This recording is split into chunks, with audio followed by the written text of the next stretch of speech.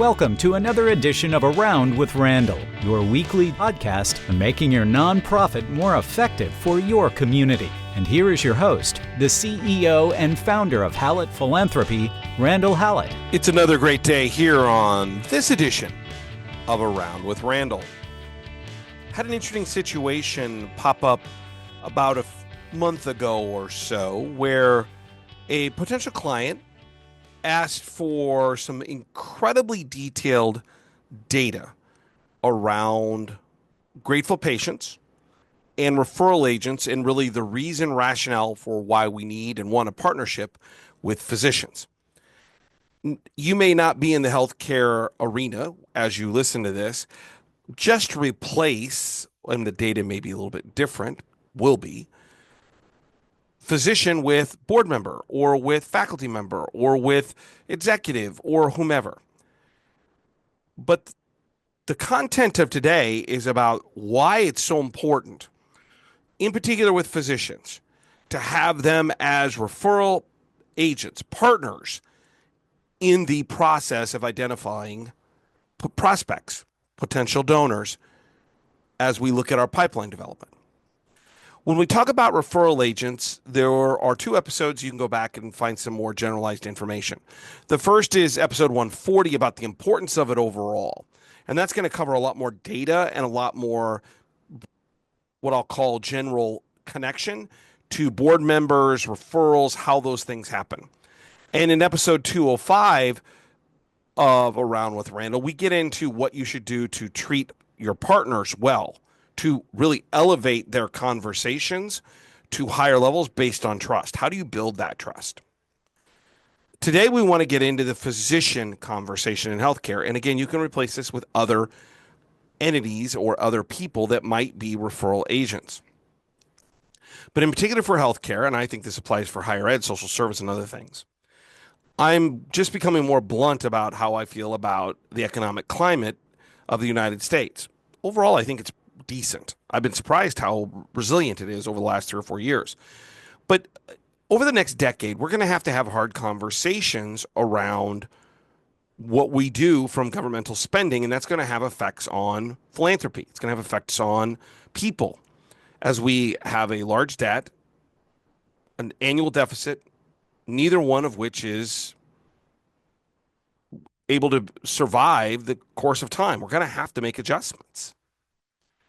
In particular with healthcare, what we know is that, and I think higher ed's quickly moving into this, but is probably better positioned from a philanthropic perspective, into where we're going to have decreases in revenue streams.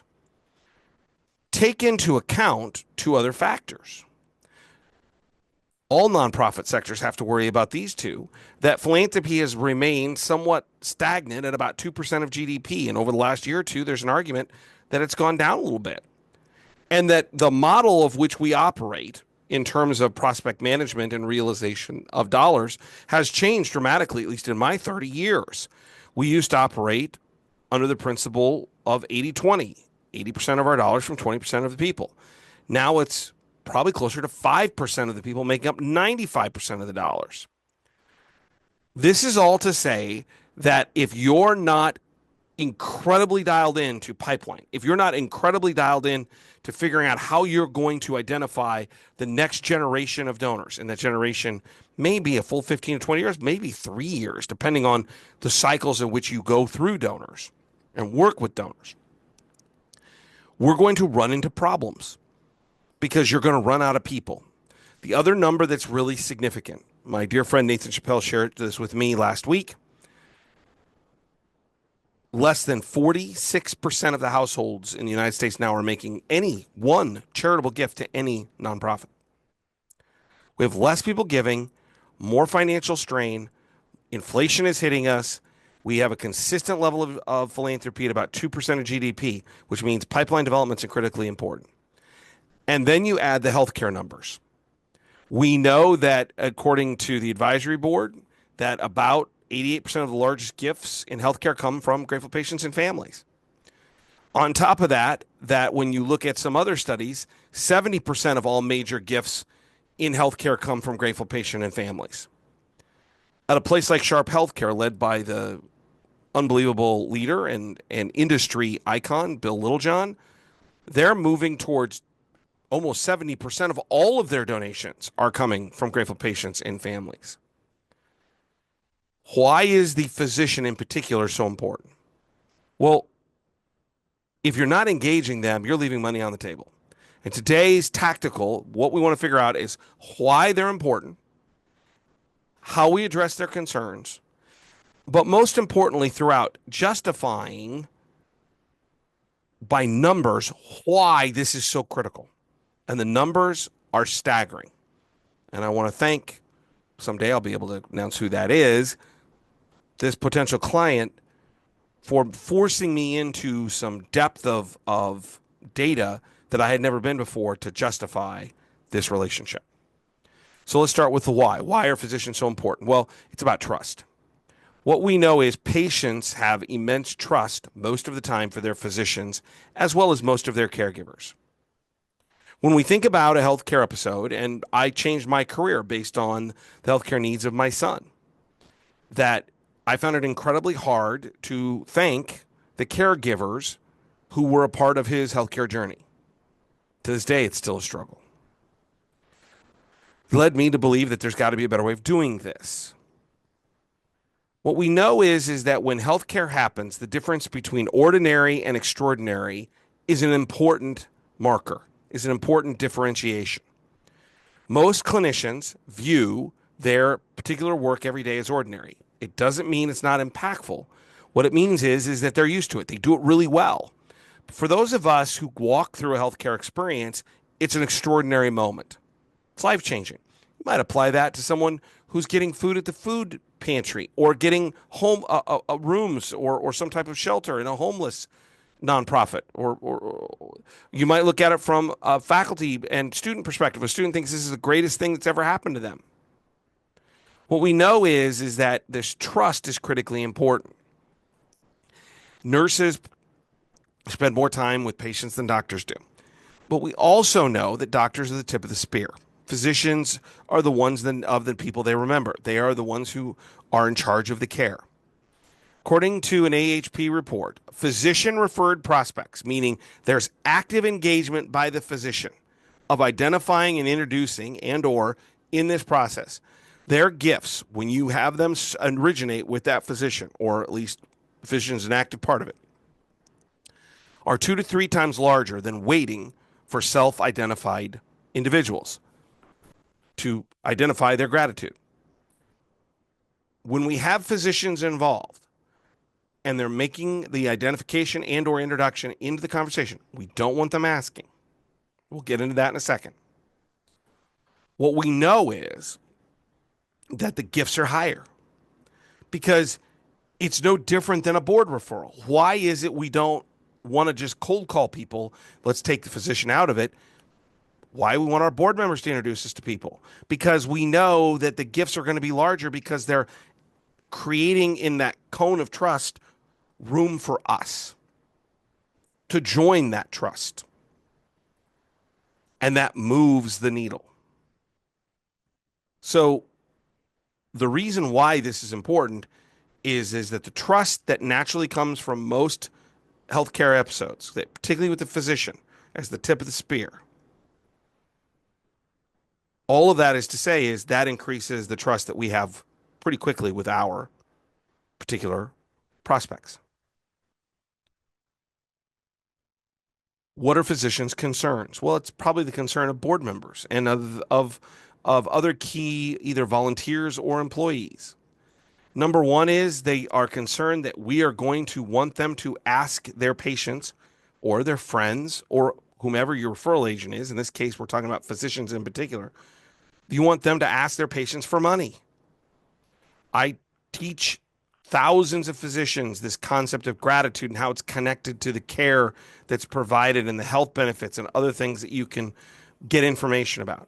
But what I always say is 2 things. Number one, we don't want physicians to ask, A, because the AMA says it's a bad idea. The American Medical Association's actually recommended not to have physicians ask their patients for money. Probably a good thing to follow. Number 2 is they're no good at it. They're going to screw it up. It's kind of the same reason I tell board members, I really don't want you to ask because you're going to ask for $5 and we want to ask for 50 million. And we know that we have to build a relationship to do that. It's not transactional. Physicians are concerned 99% of the time about asking for money. They also don't want to worry about the fact that someone might get different care. Everybody receives the same kind of attention and care based on the triaging and the needs of the healthcare situation or episode. They also know that they want to make sure that they don't have to identify wealth, because wealth's not relevant to them in the healthcare, and it shouldn't be. They take care of patients. If we can eliminate asking, if we can eliminate treating differently, if we can eliminate the idea of just, well, this is just about the wealthy, we really focus on gratitude, then what we get is things we do want. 4 things that I talk about most often with physicians and other caregivers. I would say this of boards and anybody else. Can they recognize moments of gratitude? Can they engage and respond differently? Can they translate that or transition it to a referral agent, foundation, development office? And finally, can they explain and advocate for what they need? I think call that RETE, R-E-T-E. Can they recognize moments of gratitude? Can they respond and not just dismiss it? Don't worry about it. Can they engage and say thank you? You're welcome. Can they transition it? Create a referral back to the foundation office. I have someone on my team that works with patients and families just like you. And finally, can they explain and advocate? What do they need? How do we go tell that story? A lot of details in all of this. Probably 60 to 65% of my work is in grateful patient. The chart that I build to do this is, 158 or 57 steps. These are the high points. But the real issue, we've talked about why, the trust, what their concerns are, how we get through them, but it's about why. Why do we have to do this? What we've always said is that great referrals get us into major gifts more quickly. I've never been challenged on that until recently. And then I had to dig. And it's changed the way that I talk about referrals, particularly grateful patients and physicians. Let me share some of this data with you.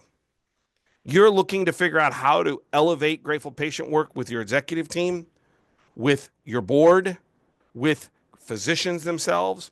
When they need justification as to why this is happening, this part's for you. Organizations that structure physician engagement as a part of grateful patient initiatives, fundraising, see 40% larger gifts than those without.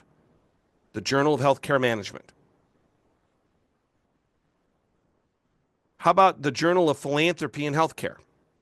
That programs that engage with their particular physicians and patients through the physician, within 30 days have immense, stronger emotional connection and larger gifts. That when we have active engagement with physicians, when the referral agent is actively engaged in that introduction process, you are more likely to secure 60% more major gifts. And that's from the Association of Advancement in Healthcare Philanthropy. Physician-referred donors are 35% more likely to be retained over time.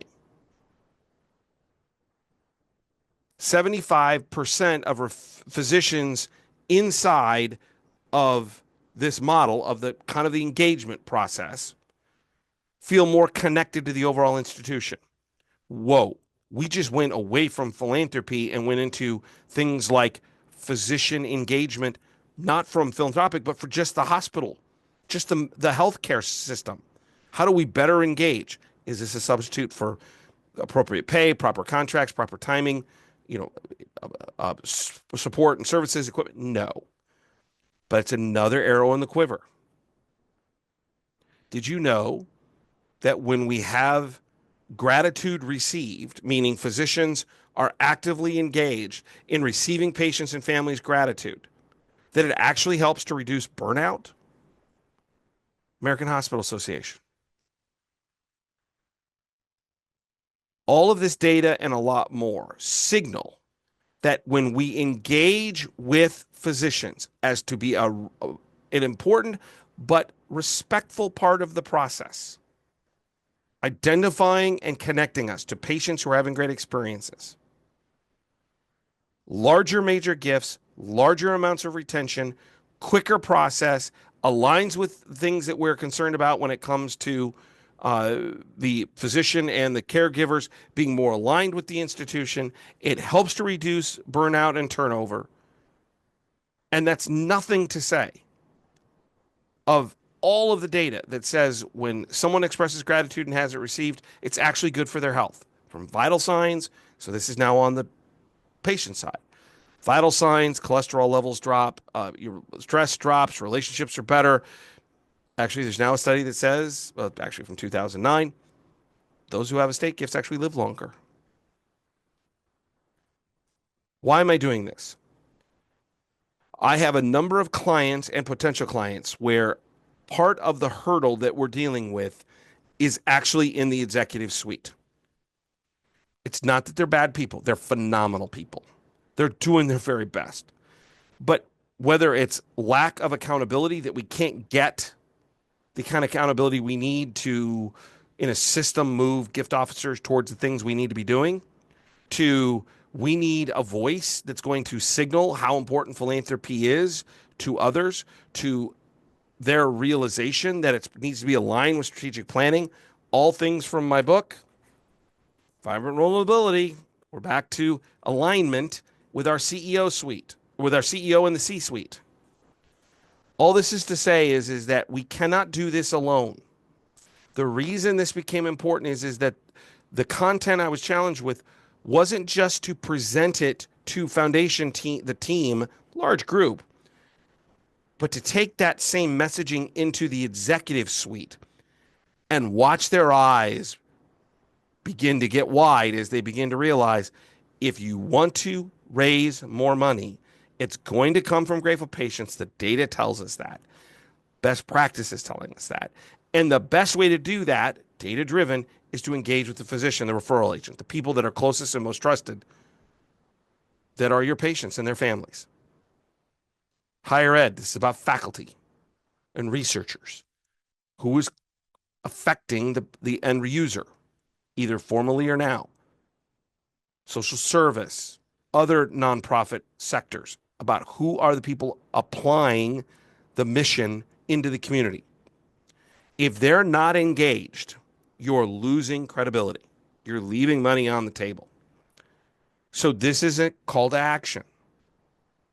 How do you put this information in front of your executive team to get their support, to get their buy-in? Or maybe you're have a foundation board. How do you get this in front of the system board for them to realize that philanthropy isn't just something that happens over there in the foundation? It needs to happen throughout the organization. We need a proactive, structured, consistent process to continue to push in to the places that serve the mission. We in philanthropy are the ones helping to fund it. It means that you need to be more of an executive who knows about philanthropy than just a philanthropy expert. You can do this. Today, great data about healthcare. It applies in many other places.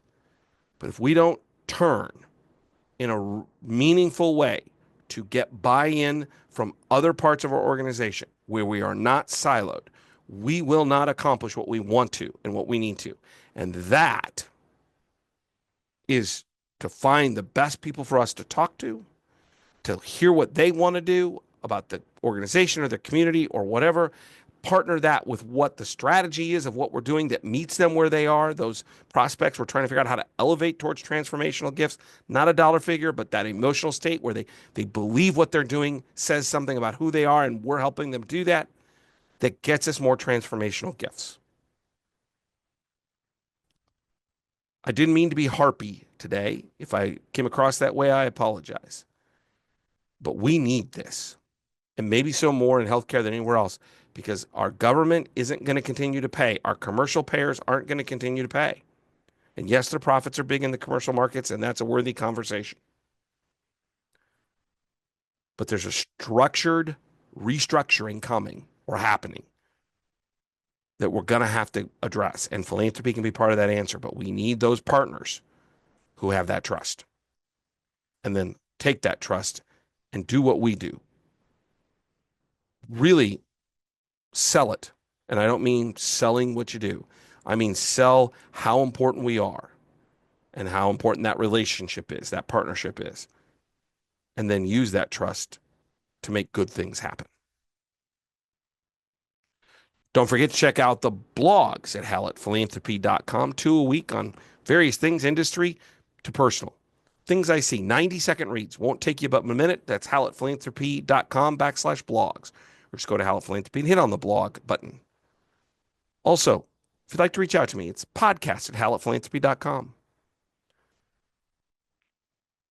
I feel a sense that healthcare in particular, but a lot of sectors, are really beginning to feel the pressure of inflation, of finances and other things. And philanthropy, we have to not just sit back and wait for that to happen. We have to push in to get ahead of it. Be strategic as to how we do that. That includes partnerships. If we want better opportunities, we need better partnerships that get us those conversations. Because that leads us to my all-time favorite saying. Some people watch things happen. Some people make things happen. Some people watch things happen. Then there are those who wondered what happened. If we want greater conversations, want to be people who make things happen, if we want to find more people who also, from a philanthropic perspective, want to make things happen, then we need better partnerships to take care of the people and the things in our community that are wondering what happened. That's a great way to build strategy, to be everything that you can be and the nonprofit can be to take care of the people in the community. And that's a great career. And I'm hoping today gives you some tactical things to think about, data that you can use that will allow you to be more effective in what our goal is: greater fundraising success for the missions we believe in. I'll look forward to seeing you the next time right back here on the next edition of Around with Randall. And don't forget, make it a great day.